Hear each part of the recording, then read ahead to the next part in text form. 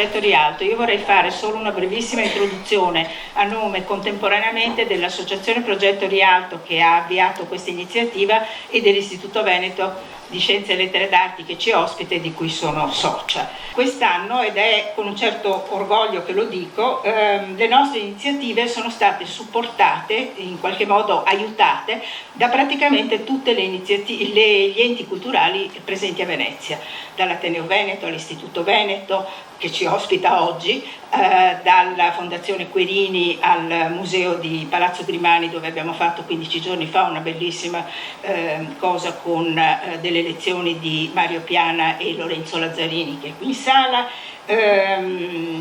dalla Warwick University che ci ha ospitato in novembre e dicembre a Palazzo Giustiniano Lolin qui vicino, alle Gallerie dell'Accademia con le quali avevamo la prossima tappa il 4 di aprile, ma che ci avevano ospitato per 2 anni nelle sale delle Gallerie dell'Accademia. Insomma, una serie di enti culturali che tutti avevano dato il patrocinio all'Associazione Progetto Rialto fin dall'inizio, ma che quest'anno siamo riusciti a coinvolgere in una sorta di progetto comune, condiviso, cosa non semplice e per la quale abbiamo fatto veramente un grosso sforzo, con l'idea che a Venezia le istituzioni, gli enti culturali che tutto sommato si muovono in direzioni parallele o confrontabili o condivisibili, poi però spesso siano molto frammentarie nella loro attività e avevano bisogno di organizzarsi anche semplicemente dal punto di vista logistico. Spesso le iniziative sono sovrapposte per orario o per calendario. Abbiamo coinvolto i comitati privati per la salvaguardia di Venezia, abbiamo anche la sovrintendenza ai beni architettonici e ambientali che terrà una delle prossime nostre lezioni della storia alla Sala del Piovego di Palazzo Ducale. Insomma, lo sforzo è quello veramente di cercare di far convergere una serie di iniziative delle persone che tutto sommato credono e sono abbastanza convinte che la famosa resilienza veneziana sia qualcosa sulla quale vale la pena di per la quale vale la pena di combattere e che forse è in qualche modo perseguibile. Lo dico con un po' di incertezza e di esitazione, ma credo che sia uno degli aspetti che in fondo in questa sala condividiamo. Detto questo, vorrei presentarvi Carlo Montanaro e il suo archivio museo, la Fabbrica del Vedere, che è un'altra delle istituzioni culturali che ha aderito al nostro progetto e alle nostre ipotesi. Con Carlo abbiamo parlato di Rialto dall'inizio, credo, proprio parlando di fotografie, eccetera. Lui è riuscito a ricostruire, adesso le vedrete, una serie di ispezioni di film di Rialto all'interno di ispezioni di film a partire addirittura dalla fine dell'Ottocento. Carlo Montanaro credo che in questa sede non abbia bisogno di presentazione, è scrittore, giornalista, critico cinematografico, è anche architetto di formazione, ma quello è un peccato di origine che hanno molti in questa sala. È stato professore e direttore dell'Accademia di Belle Arti, ha insegnato anche a Ca' Foscari e ha soprattutto raccolto, credo che sia uno dei meriti più grandi che ha, di aver raccolto dei fondi cinematografici particolari, rari e importanti, fondando questa Fabbrica del Vedere, che è una delle istituzioni forse non conosciuta da tutti, i veneziani in generale sì, ma forse non da tutti, e che io credo sia una delle azioni degli atti più meritori che abbia fatto. Lui ha comperato un piccolo edificio a Canareggio, lo ha restaurato e lo ha trasformato in museo del cinema, delle macchine, degli oggetti, di ispezioni di cinema, eccetera, da una decina d'anni più o meno, no? Quest'anno sono 10 anni. 10 anni, ecco. Organizza anche delle esposizioni che sono delle esposizioni veramente particolari e molto di grandissimo interesse, quindi invito tutti quelli che non lo conoscono ad andare a vedere prima sul sito di che cosa si tratta e poi di persona. La Fabbrica del Vedere è un posto che merita una visita. Detto questo, lascio a lui la parola e lo ringrazio tantissimo per aver accettato il nostro invito.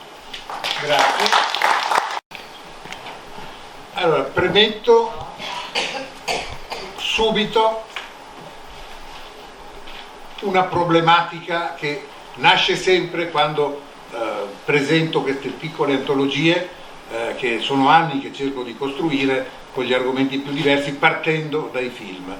Ecco, sicuramente non li ho ricordati tutti, quindi qualcuno dirà subito: ah, io so quello che non c'è. Ecco, se mi avvisate io allungo la lista e quindi la prossima volta, però con un'avvertenza: non solo il titolo eventualmente di un film che abbia a che vedere con un argomento X che mi può interessare e che, per il quale ho coinvolto le persone, ma poi che mi dia anche una fonte, perché avere 100 titoli magari di film muti, cosa che a me interessano particolarmente, che sono andati perduti, è diciamo inutile, nel senso che non si può cercare di recuperarli, perché non sono addentro alle segrete cose della storia del cinema, fino al punto di dire che da tutto il mondo appena trovano un film e lo ristampano magari mi avvisano, no?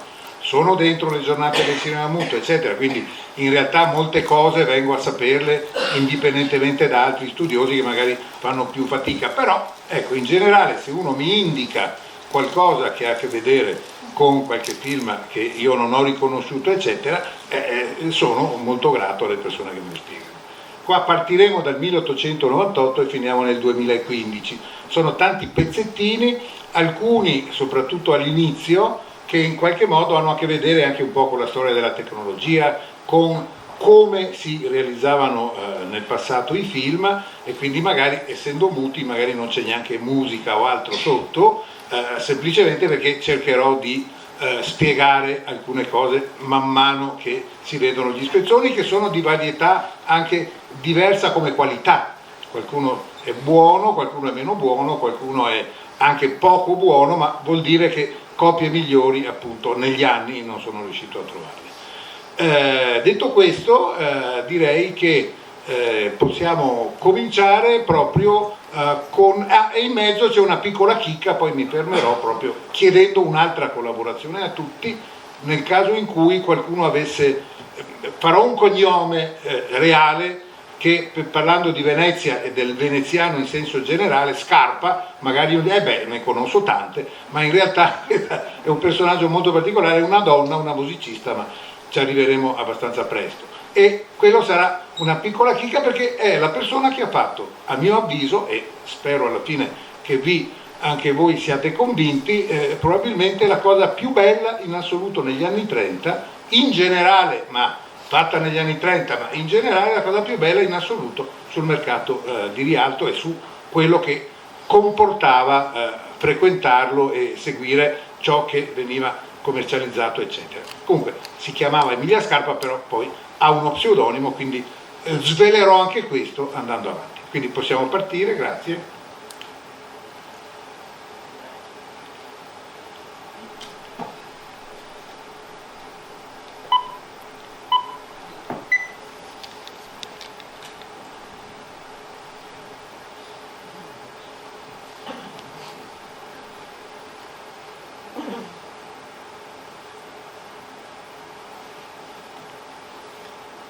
Ecco, al primo film che vedremo si collegano anche altri filmati sempre dei primissimi anni della storia del cinema, e cominciamo proprio con il primo assoluto ripresa del mercato di Rialto, che poi rivedremo in altre due versioni che ci portano verso il contemporaneo e verso la cosiddetta anche intelligenza artificiale da un certo punto di vista. Però questa, che io sappia, è la più antica immagine del mercato che esiste ed è stato realizzato nel 1997 appunto da una società americana che usava una pellicola di grandi dimensioni di 70 mm, il cui gestore e inventore poi vedremo anche ritratto alla fine di questo primo pacchetto di immagini. Allora, l'intelligenza artificiale cosa fa?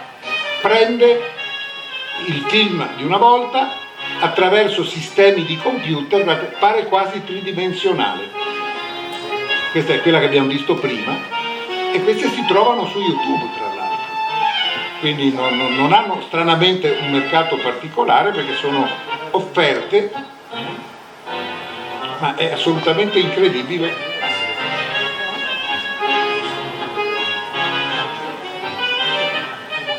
E non solo il bianco e nero tridimensionale, il colore viene aggiunto, sempre credo con l'intelligenza artificiale, anche il colore, ed è sempre la stessa immagine, ma ho voluto replicarla 3 volte proprio perché ci fa entrare all'interno di un qualcosa. Non si vede dalla parte di là dove c'era ancora la vecchia pescheria, però altre scene io proprio non le conosco.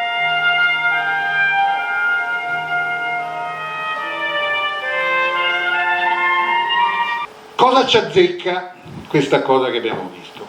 Allora, la Ninna Nanna credo che tutti la conosciate.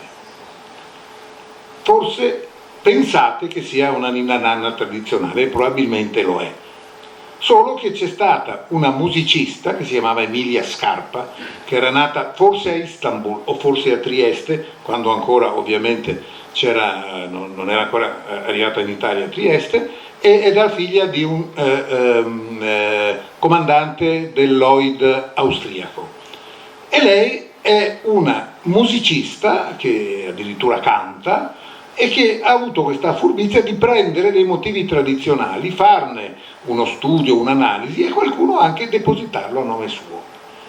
E non è un caso che questa stessa Ninna Nanna è presente nel primo film sonoro della storia del cinema italiano, La canzone dell'amore, tratto da una novella di Pirandello, il primo film dove in Italia si è parlato al cinema, e anche lì c'è questa Ninna Nanna che nei titoli di testa è attribuita a questa, che non è Scarpa, ma si è poi pare per ragioni proprio legate al fatto Trieste è ancora austriaca, io comincio a muovermi in Italia, non ha voluto collegare la famiglia o cose del genere, si è chiamato Jenny Sadero.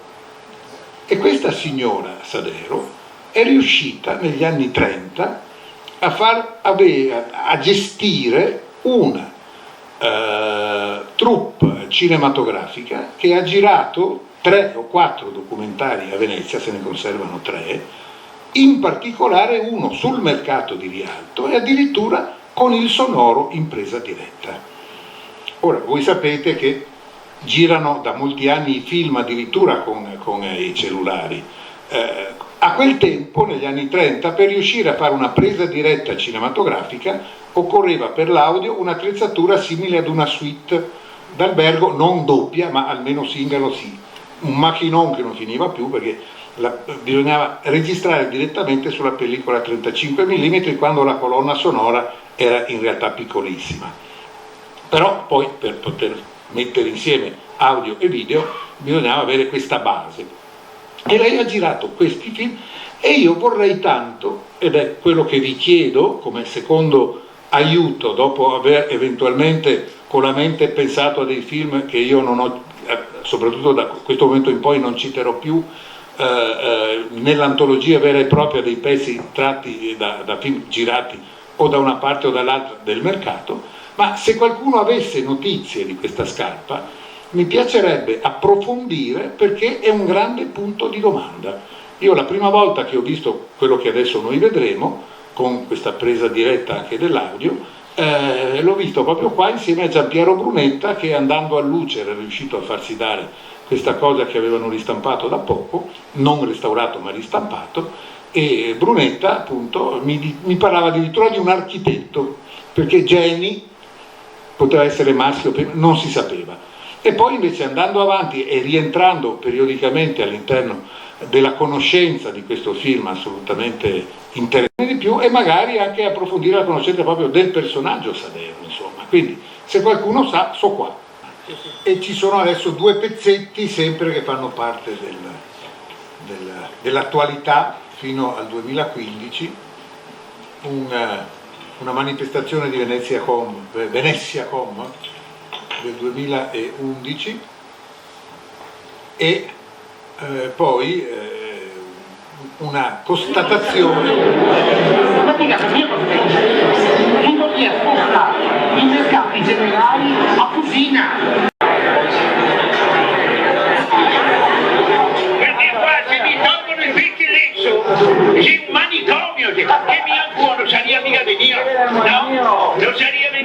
dopo è piova di ieri, che aveva ciappato il asiatico. Perché non fa mai nel asiatico. E come cuccio, il ginocchio rotula. E sono andata dal dottore, mi ha detto al dottore, sì, pantalone che manca gli antipolli. E mi ha detto, è colpa mia. Poi i trigli, dopo che sostieni con la natura, perché una certa età cadono le garanzie, però non voglio aiuto da nessuno. No, chi sei? Quattro? Dove sei? Ma che non va a finire le stampine dei panini, quattro? Ma il panino faria così di quelli, con mortadella, manca con dei fieti di sappiere. Con due vite nere, e poi, scusa, mi fatti muovere da che segui. Ma ti dicevo che io vivo di invece adesso con la certa età scade garanzie, non sarei come che la situazione. Cioè, mia nonna diceva una vada e una sugata come neanche adoperata e proprio non è quelle colorate. Ma mi si mette di alto, cosa faccio, ostia? Ma io pure che parole, tipo, che seppia. Sì, ciao.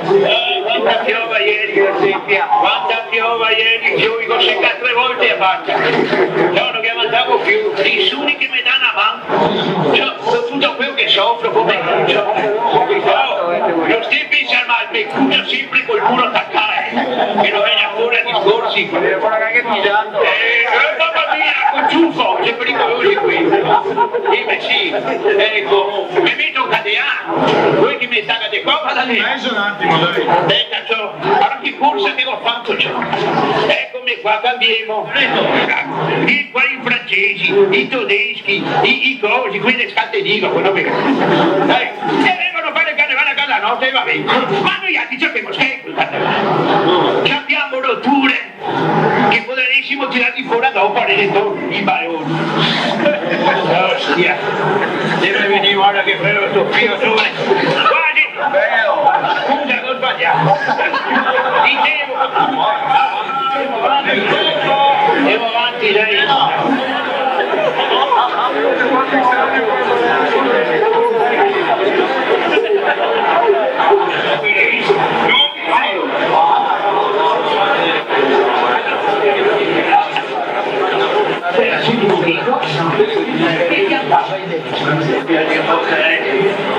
Ecco.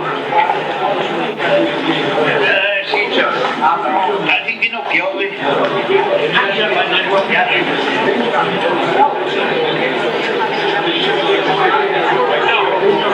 Ma guarda,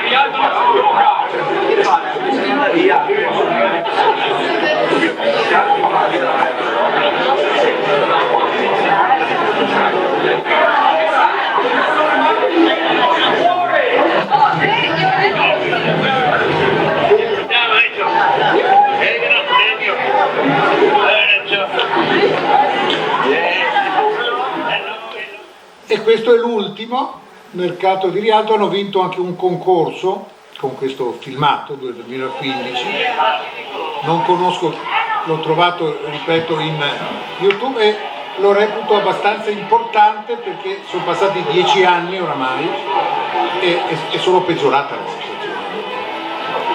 Non c'entra niente col cinema, purtroppo c'entra con la realtà.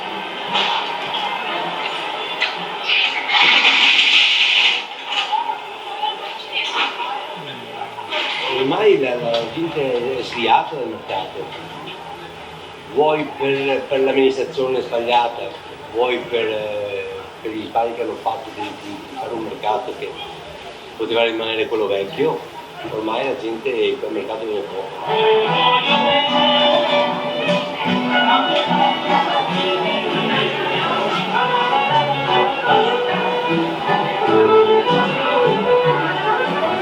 Sicuro sarebbe diverso, e qui ormai siamo ridotti a lavorare con più di mentre in altre città ci sono più popolazioni, cioè che altro noi qui ormai a Venezia siamo costretti a lavorare con turisti, ormai il veneziano ne sono pochi e più pochi che ci sono vanno nel supermercato, ormai gli altri è diventato un mercato residenziale, quelli che abitano nella zona di altri.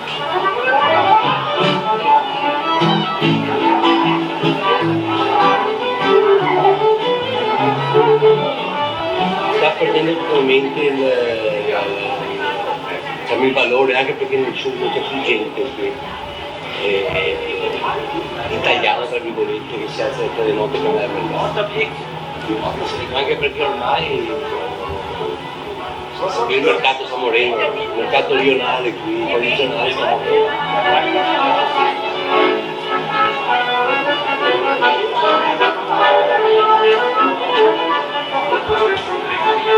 Un'altra città forse hanno i mercati, essendoci anche popolazione, naturalmente lavori più per la popolazione della città.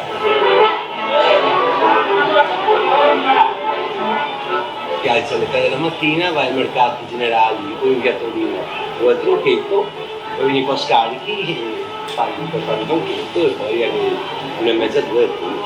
Io ho 50 anni che lavoro a fare 60. Sono nato qui, sono andato a scuola, però poi sono andato a fare il lavoro di mio padre. Ma perché all'epoca valeva la pena, adesso non più la pena.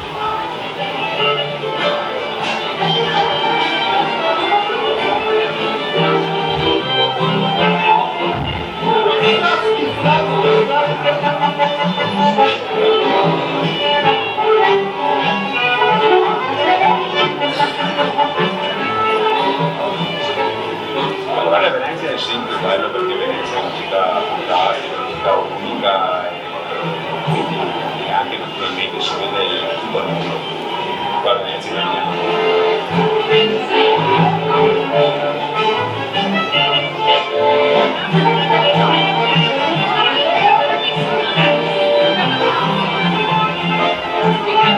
diciamo che il lavoro rispetto a una volta è molto calato. Si lavora con ristoranti aperti, però quello è già un altro discorso.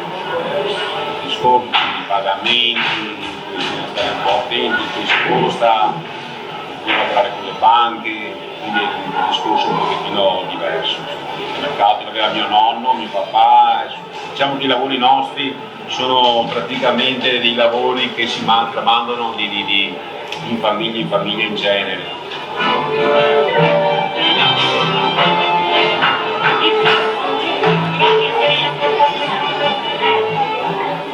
C'era molta velocità. Qua fuori 3-4 minuti c'era via vari è cambiato tutto, la delicatabilità di quella prima, ci sono molti centri commerciali, anche se noi a livello di prezzi, di servizio, non per dire, ma siamo migliori, sembrerà impossibile, ma siamo migliori rispetto a loro. La gente comunque sui centri commerciali sono diciamo, hanno più comodità, hanno i parcheggi.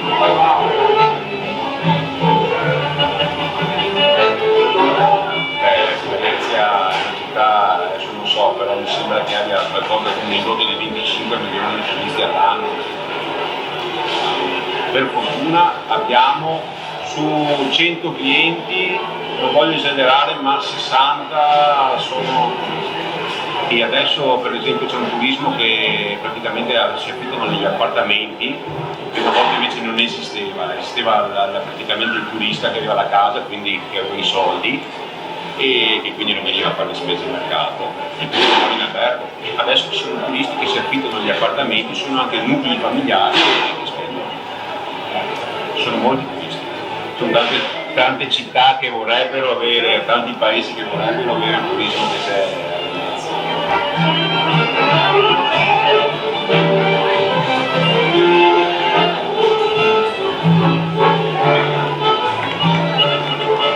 Qua abbiamo il problema diciamo di chiudere e aprire i banchi, perché è tutto sotto la sovrintendenza ai beni e quindi penso che sia l'unico mercato in Italia che c'è questo problema qua. Gli altri mercati hanno i banchi fissi, vengono fuori, espongono la merce e basta. Qua purtroppo abbiamo un lavoro in più di aprire e chiudere i magazzini perché abbiamo, oltre alle braccia che servono per fuori la roba, ci sono anche dei magazzini che quello che riguarda gli acquisti sono costose, quindi abbiamo anche dei punti più costi rispetto a altre parti.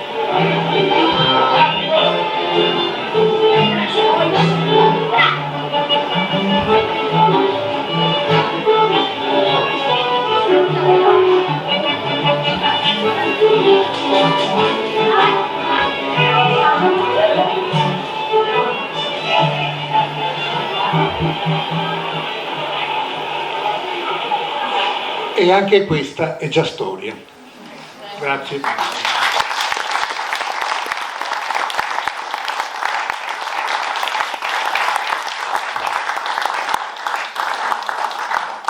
Se c'è qualche parente della signora Scarpa, sono a disposizione per recuperare notizie e quant'altro, ma comunque mi impegno davanti a tutti voi di far restaurare questo documentario, che tra l'altro credo sia la cosa più bella in effetti relativamente all'argomento che abbiamo visto.